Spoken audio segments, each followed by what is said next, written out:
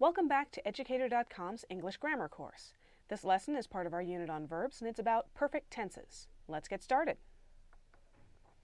All right, let's begin with an overview. In this lesson, we're going to go over what a perfect tense is and the different kinds of perfect tenses: past perfect, present perfect, future perfect, and irregular perfect tenses, which take some unusual forms. Finally, we're going to look at how to use perfect tenses correctly. All right, to begin with, what is a perfect tense? Well, a verb in a perfect tense describes an action that has already been completed as of the time being discussed. Remember, one meaning of the word perfect is completed. The perfect tenses describe actions that are complete or perfect. They're already done, they're over with. Perfect tenses are usually formed by adding some form of the helping verb to have, and in the case of the future perfect tense, will, to the past participle form of a verb. Let's look at some examples. All right, the present perfect tense. To form the present perfect tense, you add have or has, as appropriate, to the past participle form of a verb. Now, you use the present perfect for several things. First and foremost, you use it for actions that began in the past and are still occurring in the present. They started at some point long ago and they're still going on. So, our example is, I have played tennis since I was young. At some point in the past, I began playing tennis. I still play tennis. Therefore, I have played tennis since I was little. The present perfect is also used for actions that began in the past and have been completed at an unspecified time. It started in the past, it's over now, but we're not sure exactly when. So, in this case, I have looked everywhere for my cat, but I can't find it. The looking happened in the past, it started in the past, it's over now because we're announcing we can't find the cat, but we use the present perfect tense for that.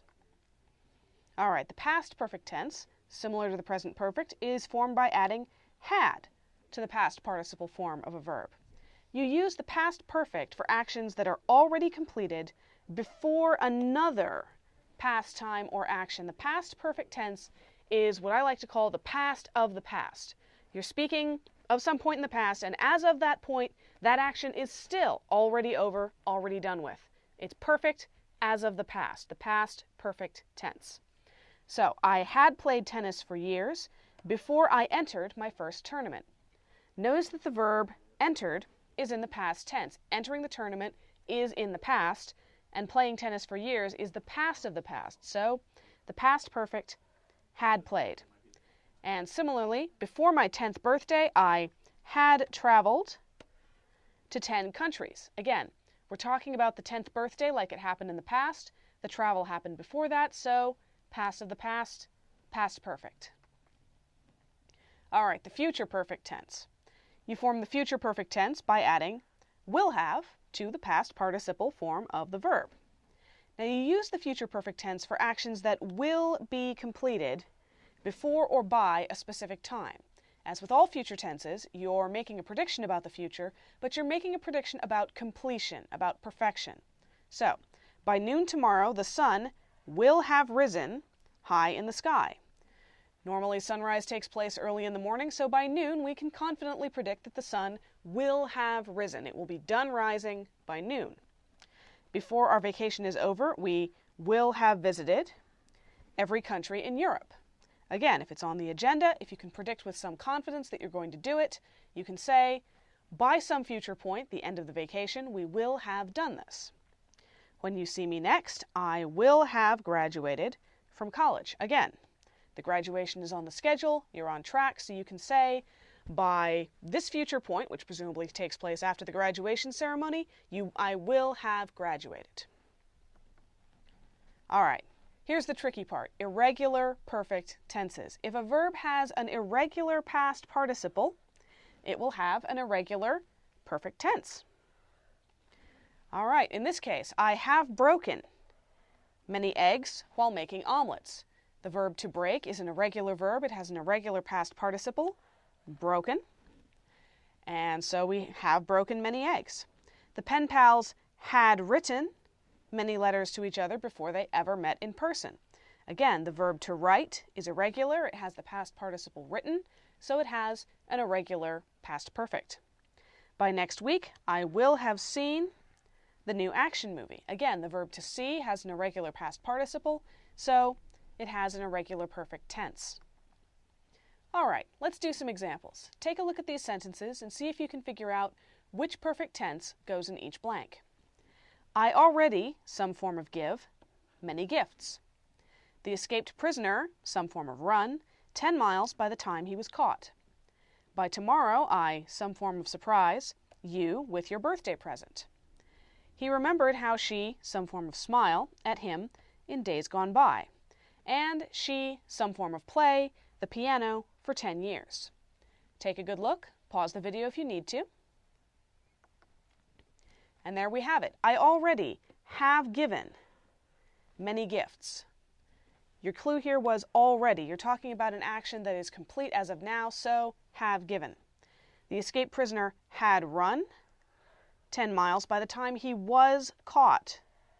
Was caught is your clue there. We're talking about the past of the past, an event that occurred before a past event. He was caught in the past. The running must have happened before the catching. Therefore, he had run. By tomorrow, I will have surprised you with your birthday present. Your clue here was by tomorrow. This is someone making a prediction about the future. So we use the future perfect tense. He remembered how she had smiled at him in days gone by. Your clues here are remembered and in days gone by. We're talking about the past of the past. He's remembering in the past, but he's remembering an event that was old as of then. So she had smiled. And she has played the piano for 10 years. Again, there's nothing to indicate that we're making a prediction or talking about the past of the past.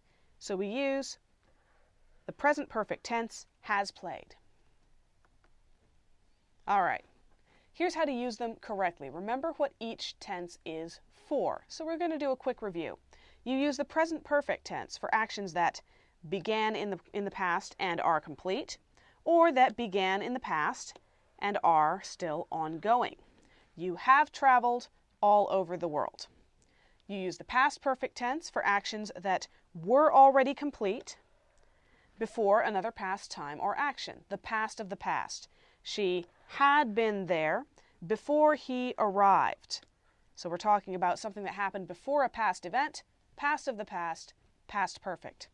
And finally, you use the future perfect tense for actions that will be complete before or by a specific time in the future. By tomorrow, there's our clue, you will have won a gold medal. All right, let's do a little more practice with perfect tenses. See if you can figure out which form of the perfect tense goes in each of these blanks. For years now, he, some form of enjoy, cooking for large groups. All my life, I, some form of be, fascinated by dolphins. Before she went to the zoo, she, some form of see, lions only on television. By tomorrow night, the judges already, some form of announce, the winner. Take a good look. Pause the video if you need to. And there we have it. For years now, he has enjoyed. Your clue here was for years now. We're talking about an event that began in the past and is probably ongoing now, so we use the present perfect, has enjoyed. All my life, I have been fascinated by dolphins. Your clue here was all my life, something that began in the past and is ongoing. Before she went to the zoo, she had seen lions only on television. Your clue here was went. We're talking about an event that happened before a past event. So, past of the past, past perfect, had seen. By tomorrow night, the judges already will have announced the winner. Again, your clue here was by tomorrow night. We're talking about an event that will be completed as of a future point, so we use the future perfect, will have announced. All right, see if you can figure out which form of the perfect tense goes in these blanks. The next time you see me, I, some form of find, that pirate's treasure. By the time you get home, you, some form of forget, me. I, some form of miss the bus 3 times already this week. By the time he died, he, some form of write, more than 100 books. And we, some form of drive, 1,000 miles to see you. Take a good look. Pause the video if you need to. And there you have it. The next time you see me, I will have found that pirate's treasure. Your clue here was the next time you see me. Someone is making a prediction about a future event and about something that will be complete as of that event. So, future perfect. By the time you get home, you will have forgotten me. Once again, your clue, by the time you get home. We're making a prediction about a future event and something that's completed as of that time. Future perfect. I have missed the bus 3 times already this week. Your clue here was this week. Someone's talking about their progress so far, so we use the present perfect tense, have missed. By the time he died, he had written more than 100 books. Your clue here was died. Past tense, obviously if someone has already died, that's got to be in the past. And the writing had to have taken place before the death, so he had written. And finally, we have driven 1,000 miles to see you. You know that you were going to be using a perfect tense. There was nothing here to indicate that we were making a prediction or talking about the past of the past, so we use the present perfect, have driven. That's all for this lesson. Thank you for watching. Educator.com.